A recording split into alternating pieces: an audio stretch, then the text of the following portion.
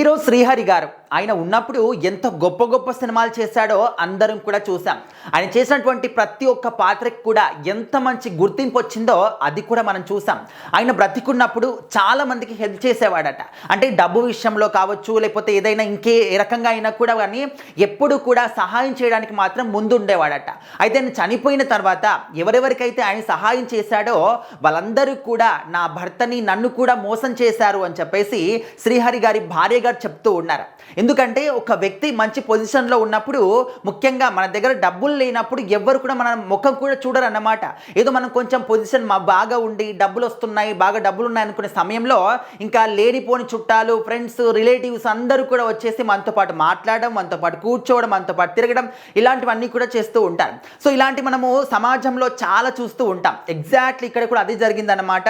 శ్రీహరి గారు ఆయన అంటే సినిమాలో చేస్తున్నప్పుడు, మంచి పేరున్నప్పుడు, మంచి ప్రజాదరణ ఉన్నప్పుడు ఉన్నటువంటి డబ్బులు విషయంలో కావచ్చు, లేకపోతే ఇంకేదైనా విషయంలో కావచ్చు, తన రిలేటివ్స్ కానీ ఫ్రెండ్స్ కానీ చాలా డబ్బు విషయంలో హెల్ప్ చేశాడట. అండ్ ఆయన చనిపోయినప్పుడు తన భార్య దగ్గర కావచ్చు, తన కుటుంబం దగ్గర, తన పిల్లలు చిన్నవాళ్ళు, సో వాళ్ళకేం తెలుసు. అప్పుడు ఏంటంటే తన యొక్క కార్యక్రమాలు చేయడానికి కూడా వాళ్ళ దగ్గర డబ్బులు అయినప్పుడు ఈయన ఇచ్చినటువంటి శ్రీహరి గారు ఇచ్చినటువంటి వ్యక్తులు ఎవరైతే ఉన్నారో ఆఖరికి తన ఫ్రెండ్స్ కానీ రిలేటివ్స్ కానీ ఏ ఒక్కళ్ళు కూడా మాకు ఒక్క రూపాయి కూడా ఇవ్వలేదు, కనీసం ఆయన చేసినటువంటి సహాయాన్ని కూడా గుర్తుపెట్టుకోలేదు, దానికి మించి మాకు ఎలాంటి డబ్బు ఇవ్వలేదు అని చెప్పేసి మాట మార్చేశారు.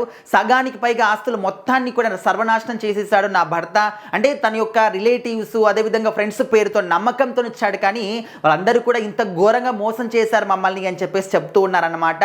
సో ఈ విధంగా ఏంటంటే చాలా మందిని కూడా మనం గుడ్డిగా నమ్మేస్తూ ఉంటాం.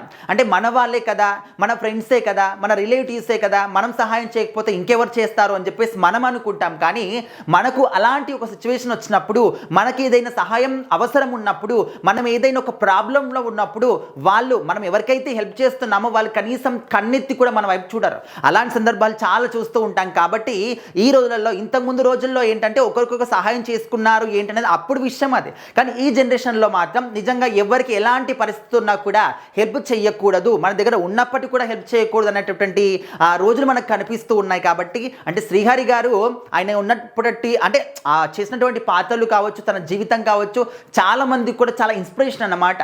ఒక లోయర్ స్థాయి నుంచి వచ్చి ఎంత గొప్ప స్థానానికి ఎదిగాడు. సో ఉన్నట్టుండి అనారోగ్యం కారణంగా చనిపోవడం జరిగింది. కానీ ఇప్పటికీ ఉండుంటే నిజంగా చాలా గొప్ప గొప్ప సినిమాలు చేసేవారు శ్రీహరి గారు.